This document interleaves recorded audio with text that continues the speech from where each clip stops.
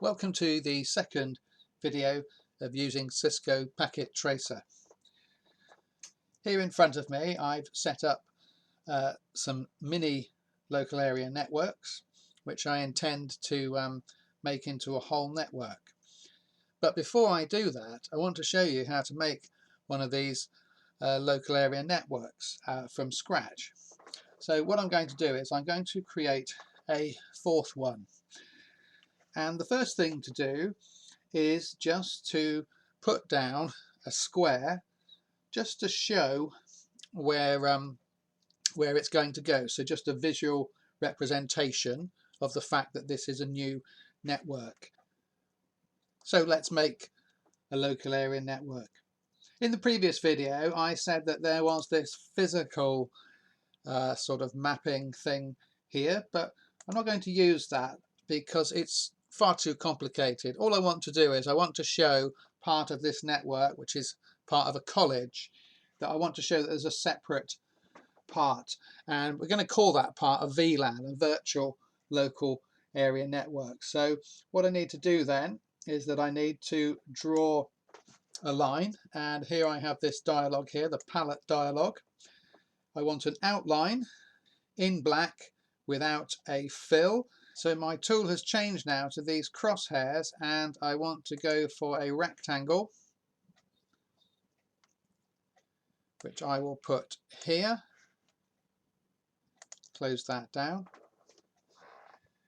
And I'm going to call this VLAN 4. So I want to put some things in it. First of all, I would like to put a label on it. So I go here. This is the selection tool, which is very important. And it's prompting me here to do this. Now I've got a sort of naming convention here, as you can see here and here and here.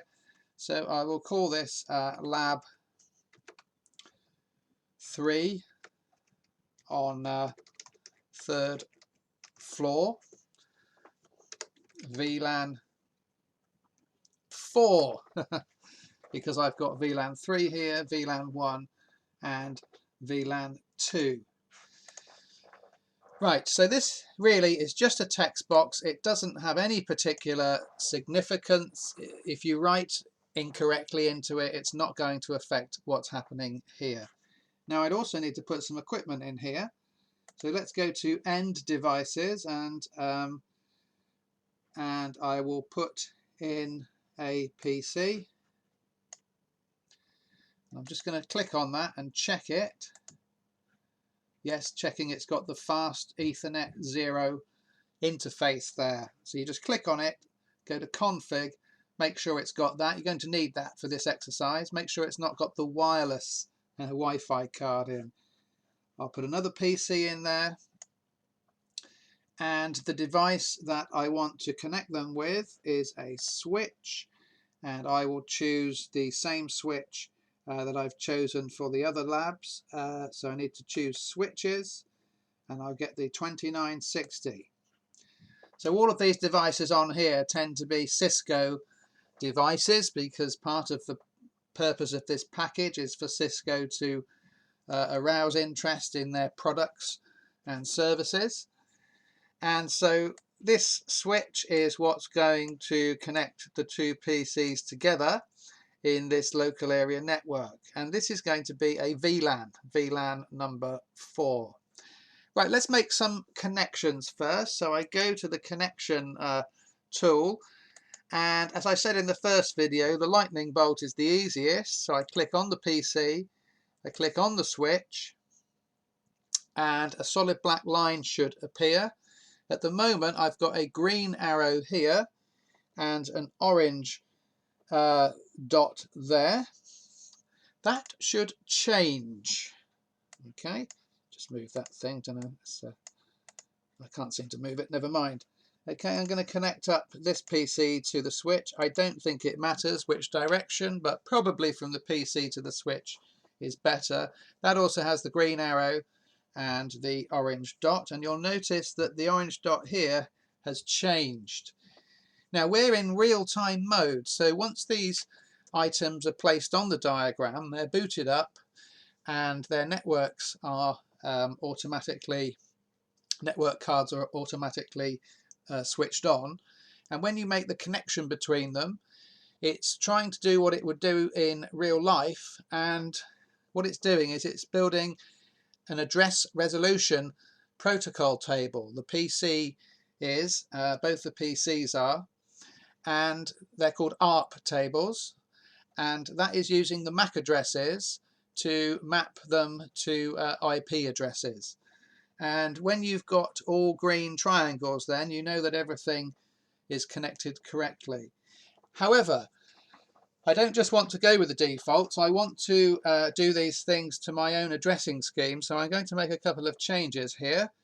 And the first change I'm going to make is, first of all, I'm going to tell the switch that we're going to have another VLAN. Okay, now I'm going to call this, I'm going to give it a different name to show. So this is the display name, lab3 switch. The host name is the actual name of it, lab3 switch. That should be fine.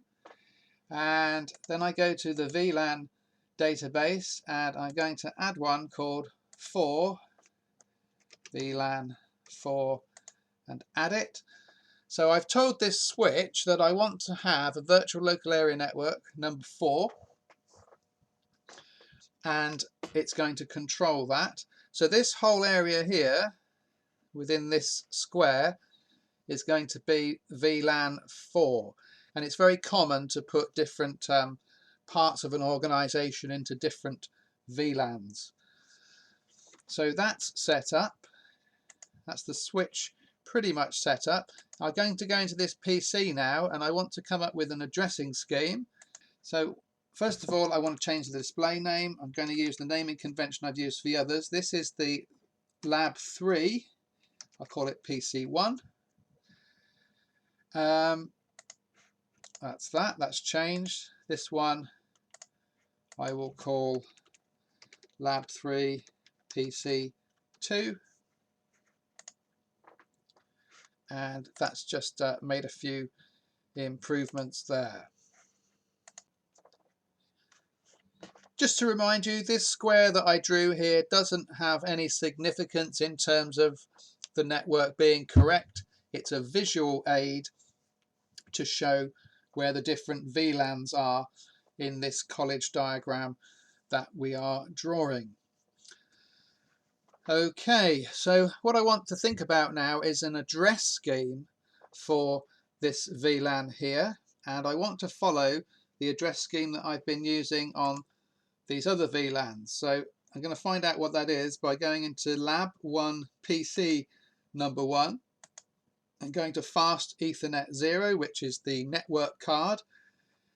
There's the MAC address there, which is being used to create the address resolution protocol table, and the IP address also.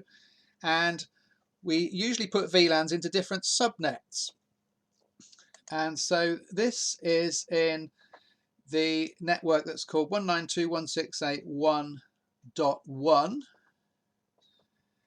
And for this subnet over here, which I'm calling VLAN 4, I'm going to go for 192.168.4 dot whatever as my network number. So I go to the PC1 of lab 3, go to fast Ethernet, and I put in here the IP address 192.168.4.1 as its PC number 1, with a subnet mask that pops up automatically. And then I'll do the same here, lab 3 PC2. I'll say 192.168.3.2. Subnet mask pops up automatically. Don't worry about the other things. That's grayed out there because it's selected right now. If I click away from it, it just goes back to solid. I've still got green arrows, so I assume that they are talking to one another. But if I was in the lab, I would want to make sure of that by doing a ping, which is a command line on the computer. So I go to programming, desktop, and I go to command prompt, and I can use the Windows sort of command. So if I go to ipconfig, which it would be the same on Windows, ifconfig on Linux, I find that indeed this is 192.168.4.1. This is the subnet mask. Don't have a gateway set at the moment. If I go to the other PC here, go to desktop, command prompt ipconfig. Okay, and that is 192.168.3.2. Go back to this, whoops, go back to this one again. Okay, so I've made a slight mistake there in my addressing scheme, so that's good to check. So this one should really be 192.168.4.2. So I'll change that here on config, fast Ethernet 4.2. Now there is a test called a ping, and we will just try and perform a ping here. So we will say ping 192.168.4.1. That's ourselves, sometimes called a loopback ping. If that doesn't work, you're really in trouble. Let's try it on host number 2, and it's replying. So we are in the correct subnet. We've got the right address scheme and the right subnet mask, and we are talking to one another.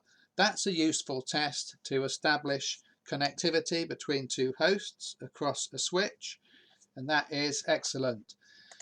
The next bit of configuration to do is to make sure that they're both in VLAN 4, which I don't think they will be at the moment. So we go to the switch, we go to the VLAN database, just check, yeah, I put in a VLAN number 4 there, and I want to now check the what's connected to what. So I hover over that, and there's all the things. And this hover over tells me that fast Ethernet 0/1 is up, which means a cable's been plugged into it. So that's one of our PCs, and fast Ethernet 0/2 is also up, which means a cable's been plugged into it. But it says they're both in VLAN 1, which isn't what we want.